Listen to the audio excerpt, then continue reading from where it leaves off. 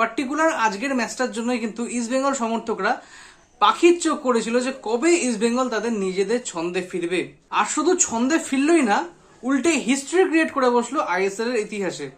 কি না, ইস্টবেঙ্গল তাদের আইএসএল এর ইতিহাসে সব থেকে বেস্ট পারফরমেন্স কিন্তু আজকে ডেলিভার করলো, তাও আবার মিনি ডার্বিতে against Mohammedan Sporting. Unbelievable East Bengal, seriously unbelievable. ইস্টবেঙ্গলের কাছে যতটা উৎসবের রাত ছিল গতকাল, মোহামেডানের জন্য কিন্তু ততটাই যন্ত্রণাদায়ক ম্যাচ ছিল। কারণ আই ডোন্ট নো মোহামেডানের হিস্ট্রিতে কোনোদিন এরকম পারফরমেন্স মোহামেডান স্পোর্টিং আগে করেছে কিনা। যদি করে থাকে তাহলে যারা জানো তাহলে প্লিজ একটুখানি কমেন্টে আমাকে জানিয়ে দিও।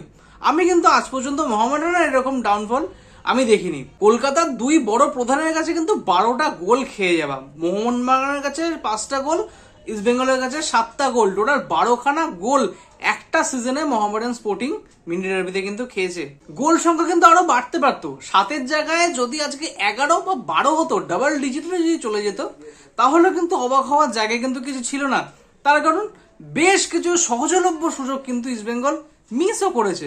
আজকে কোথাও গোলকিপার পদম ছেত্রী সে যখন বুঝতে পেরেছে যে মোহামেডান স্পোর্টিংকে এর থেকে লজ্জাজনক হার আমি আর উপহার দিতে পারবো না, তারপরেও কিন্তু আউট অফ নো হোয়ার অনেক ভালো ভালো কিন্তু সেভ পদম ছেত্রী করেছে, কিন্তু কিছু গোলকিপার ব্লান্ডারও করেছে, যেই ব্লান্ডারের জন্য কিন্তু ইস্টবেঙ্গল দুটো গোলও পেয়েছিল। ম্যাচটাকে নিয়ে তো অবশ্যই কথা বলবো যে এত ভালো রেজাল্টের পর ইস্টবেঙ্গলের এখনো পর্যন্ত কোথায় খামতি থেকে গেল, কোথায় এখনো মেরামত করতে হবে। ইস্টবেঙ্গলের মোটো তো শুধু এটা না যে কোথাও লোয়ার মিডিওকার টিম বা একদম বটম লাইনে ফিনিশ করা টিমগুলোর এগেনস্টে ভরে ভরে গোল করবো আর 3 পয়েন্ট নিয়ে আসবো। ইস্টবেঙ্গলের লক্ষ্য হচ্ছে যে কোথাও চ্যাম্পিয়নশিপের দৌড়ে থাকা। চ্যাম্পিয়নশিপের দৌড়ে থাকলে, চ্যাম্পিয়নশিপের দৌড়ে যে কটা টিম ফাইট করছে চ্যাম্পিয়নশিপের জন্য, তাদের এগেনস্টে কিন্তু ম্যাচ জেতা, তাদের এগেনস্টে কিন্তু 3 পয়েন্ট আনাটা কিন্তু মোস্ট ইম্পর্টেন্ট। মোহামেডানকে, ওড়িশাকে, কোথাও কেরালা ব্লাস্টার্সকে কিন্তু সবাই গোল দিয়ে চলে যাবে, কিন্তু কোথাও বেঙ্গালুরুর এগেনস্টে, মোহনবাগানের এগেনস্টে, মুম্বাই সিটির এগেনস্টে গোল করাটা কিন্তু মোস্ট ইম্পর্টেন্ট। আর 3 পয়েন্টটা কিন্তু মোস্ট ইম্পর্টেন্ট ইস্টবেঙ্গলের এই মুহূর্তে যা পজিশন সেই জায়গায় দাঁড়িয়ে। So hello guys, welcome to football matrix. তোমাদের সবাইকে স্বাগত পোস্ট ম্যাচ স্টকের একটা নতুন এপিসোডে। আমি কিন্তু ইন্ডিয়ান ফুটবলের এরকম বিভিন্ন রকম update, team review, player review, stats review, এরকম বিভিন্ন রকম টেকনিক্যাল এবং অ্যানালিটিক্যাল বলা ভিডিও কিন্তু আমি বানাই। তোমরা যদি এরকম টাইপের কন্টেন্ট পছন্দ করে থাকো তাহলে প্লিজ চ্যানেলটাকে একটুখানি সাবস্ক্রাইব করে দাও, আর ভিডিওটা শুরু থেকে শেষ অবধি দেখতে থাকো। যদি ভালো লাগে থাকে তাহলে প্লিজ একটুখানি লাইক করে দিও। লাইক করলে কি আমি একটু মোটিভেট হই তোমাদের জন্য আরো ভালো ভালো কন্টেন্ট রেগুলার নিয়ে আসার জন্য। তাহলে চলো শুরু করি। ম্যাচটা যখন শুরু হয়, চাইলে প্রথম মিনিটেই কিন্তু ইস্টবেঙ্গল গোল পেয়ে যেতে পারতো। 45 সেকেন্ড বা 50 সেকেন্ডসের পর ইস্টবেঙ্গল কিন্তু প্রথম অ্যাটাক তুলে নিয়ে যায়, সেই অ্যাটাকেই কিন্তু ইস্টবেঙ্গল গোল করে দিতে পারতো। আজকের ম্যাচটা কিন্তু কোথাও পুরো একটা পেসে হয়েছে। ইস্টবেঙ্গল 98 মিনিট ধরে কিন্তু ফুললি ডমিনেটেড ওয়েতে কিন্তু অ্যাটাকের পর অ্যাটাক তুলে গেছে, অ্যাটাকের পর অ্যাটাক তুলে গেছে। হ্যাঁ, 98 মিনিট কেন বললাম, 90 মিনিট হচ্ছে একদম রেগুলেশন টাইম। ফার্স্ট হাফের যে ইঞ্জুরি টাইম ছিল 3 মিনিট, আর কোথাও সেকেন্ড হাফের মানে একদম লাস্টের মিনিটে কোথাও 5 মিনিট ছিল কিন্তু ইঞ্জুরি টাইম। টোটাল 98 মিনিট খেলা হয়েছে। সেই 98 মিনিট ধরে কন্টিনিউয়াসলি কিন্তু ইস্টবেঙ্গল প্রেসার করে গেছে খুব একদম কম সময়। আমার মনে হয় দুটো এরকম ইনসিডেন্ট মনে পড়ে, যেই দুটো ইনসিডেন্টে কোথাও মোহামেডান স্পোর্টিং ইস্টবেঙ্গলের ডি বক্সের মধ্যে গেছিল, তাও দুটো অন টার্গেট শট নিয়েছিল, তাও একটা খুব বাজে একটা ফ্রি কিক থেকে ফারদিন আলী মোল্লার, আর একটা হচ্ছে অমরজিৎ সিং ক্যাম, যেটা হচ্ছে একদম পুরো ভালো শটটা নিয়েছিল, কিন্তু প্রভসিগঞ্জ সিং গিলের একদম হাতে কিন্তু শটটা মেরেছিল। তো কোথাও এই দুটো ইনসিডেন্ট ছাড়া মোহামেডান স্পোর্টিংকে আমি ইস্টবেঙ্গলের ডি বক্সে ঢুকতে পর্যন্ত দেখিনি। ফার্স্ট গোলটা যেটা কোথাও ইস্টবেঙ্গল করেছে আনোয়ার আলীর পা থেকে, ওটা ফুললি গোলকিপারের একটা ব্লান্ডার ছাড়া কিছু না। যেইভাবে গোলকিপার নিজের বডিটা ফেলেছে পদম ছেত্রী, ওই জায়গায় কোনো প্রফেশনাল ফুটবলার, আইএসএল লেভেলের কোনো ফুটবলার কিন্তু ওই রকম লেভেলের মিস্টেক কিন্তু করে না। মোহামেডান স্পোর্টিং এতটা পরিমাণে কালকে স্পেস দিয়েছে ইস্টবেঙ্গলকে, কোথাও বলা ভালো হ্যাঁ ইস্টবেঙ্গল অ্যাটাক করেছে, খুব ভালো অ্যাটাক করেছে, ইস্টবেঙ্গল গোলও করেছে, কিন্তু কোথাও সেই গোল করার পিছনে বা কোথাও সেই অ্যাটাকগুলো তোলার পিছনে কিন্তু সব থেকে বড় হাত কিন্তু সেই মোহামেডান স্পোর্টিং এর।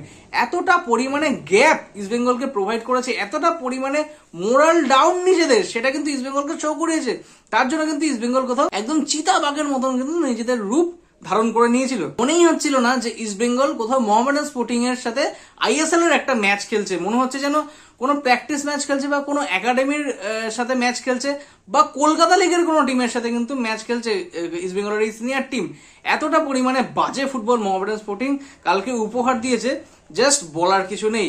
প্রফেশনাল লেভেলে এতটা বাজে ফুটবল যদি প্লেয়াররা গিফট করে তাহলে এর থেকে খারাপ আর কিছু হতে পারে না। মনেই হচ্ছিল না যে কোথাও আইএসএল এর স্ট্যান্ডার্ড অনুযায়ী এই টিম, আইএসএল এর স্ট্যান্ডার্ড নিয়ে অনেকেই অনেক কথা বলে, কিন্তু তারপরেও সেই আইএসএল এ কিন্তু এই মোহামেডান স্পোর্টিং কিন্তু একটা টিম, সেই মোহামেডান স্পোর্টিং এর যে টিম কালকে যা খেলাটা দেখিয়েছে আইএসএল স্ট্যান্ডার্ডের একদমই কিন্তু না, কোথাও কলকাতা লিগ স্ট্যান্ডার্ডের কিন্তু টিম কালকে মনে হচ্ছিল দেখে। কোথাও কালকে যদি একটা কোনো কলকাতা লিগের টিমের সাথেও যদি ইস্ট বেঙ্গল কালকে খেলতো তাও মনে হয় তারা অ্যাটলিস্ট ভালো খেলার চেষ্টা করতো, কিন্তু মোহামেডান আমি জানি না টিমটার মধ্যে কি হয়েছে, মেহরাজউদ্দিন ওয়াডু তার ছেলেদের কি গেম প্ল্যান দিয়ে পাঠিয়েছিল যে তারপরেও এরকম এত বড় বড় ব্লান্ডার কিন্তু তার ছেলেটা করেছে। দেখো এই টিমে যে প্লেয়াররা রয়েছে তারা কোথাও ম্যাক্সিমাম 23, 24 কি 25 ইয়ার্সের কিন্তু তার প্লেয়ার। কোথাও সিনিয়রিটি যদি বলা যায় তাহলে কয়েকটা প্লেয়ার, হাতে গোনা কয়েকটা প্লেয়ার কিন্তু আইএসএল এ তাদের মোটামুটি এর আগে খেলেছে। এক হীরা মন্ডল, দুই হচ্ছে গৌরব ভোরা, তিন হচ্ছে অমরজিৎ সিং কিয়াম। এইসব প্লেয়াররা যারা ছিল, ফারদিনারি বললা, এইসব প্লেয়াররা যারা ছিল তারা কিন্তু মোটামুটি আইএসএল এর কোনো না কোনো টিমে আগেও খেলেছে, সেরকম ইম্পর্টেন্ট প্লেয়ার নয় বলে তারা মোহামেডান স্পোর্টিং জয়েন করেছে। অমরজিৎ সিং কিয়াম লাস্ট আইএসএল এ খেলেছিল ইস্ট বেঙ্গলের হয়ে, তারপরে কিন্তু দুটো সিজন মোহামেডানের হয়ে অলরেডি কাটানো হয়ে গেল।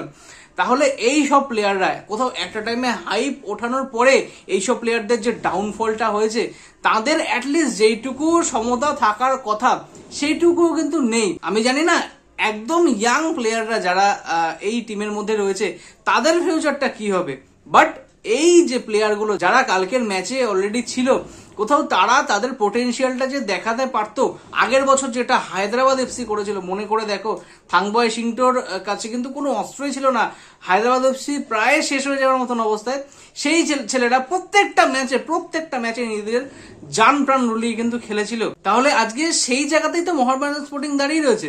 মোহামেডানের অল ইন্ডিয়ান স্কোয়াড যথেষ্ট ইয়াং কন্ডিশনওয়ালা প্লেয়ার নিয়ে কিন্তু খেলছে, তাদের মধ্যে যদি সেরকম জৌলুস না থাকে, তাদের মধ্যে যদি সেরকম খিদে না থাকে বা কোথাও স্পিড না থাকে, তাদের কিন্তু কোথাও আর নেক্সট সিজন থেকে এই আইএসএল এ খুঁজে পাওয়া যাবে না।